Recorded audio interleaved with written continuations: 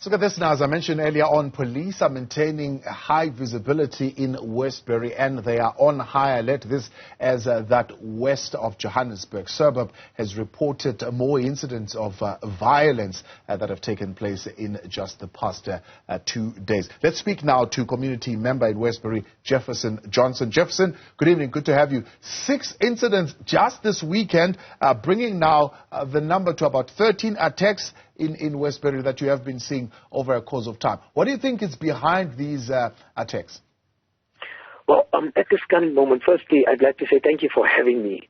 And it's unfortunately not only 13, but there's more killing that happened, shootings that happened in the other days and weeks prior to only the 2 days that we had over 13 people that were shot and 2 passed.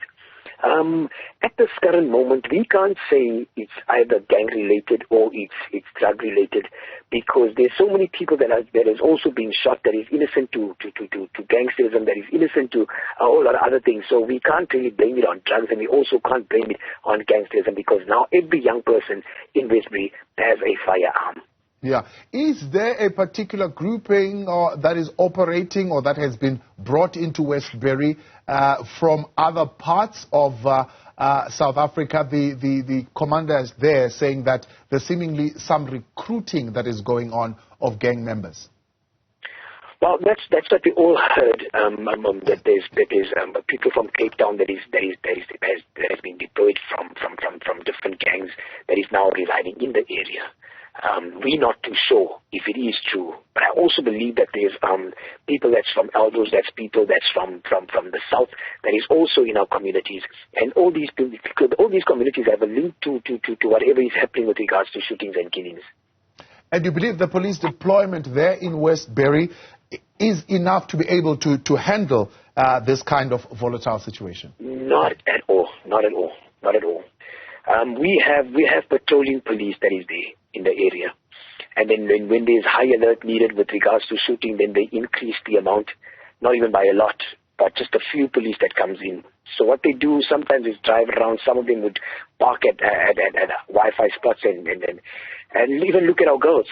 So that is what's happening, as opposed to them doing something that we can see that they're really doing some kind of intervention in our community. What's the conversation in the community tonight?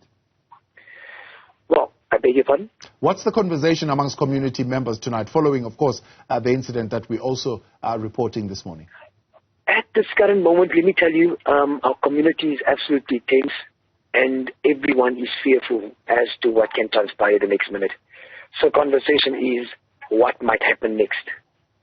Yeah. So when you walk around in our community, it's absolutely quiet, because you can literally feel or hear a needle fall. That is how quiet it is. It is so tense because you're expecting something to happen at any time.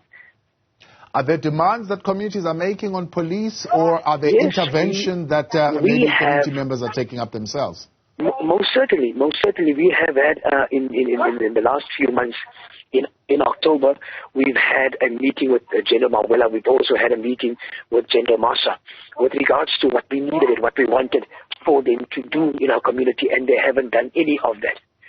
We've asked for them to do a complete search with regards to households, every household to be searched. We've asked for them to, there's a whole lot of demands that we've given them, and then nothing was done. And part of what you're saying needs to happen is the searching of the households, because you believe there are guns that are being concealed in these houses. We have absolutely, in other interviews just prior to tonight, I've had this very same conversation that there's an over amount of firearms that is in our community. It is also presumed that, sometimes if police do get firearms in our community, the following day, the very same firearm that was gotten the previous day would then be back into our community yet again, be shooting somebody else. Jefferson, we appreciate your time. Thank you very much for coming on. Community member there in Wesbury, Jefferson Johnson, updating us there on that situation on the ground and what the community believes should be done to address the situation.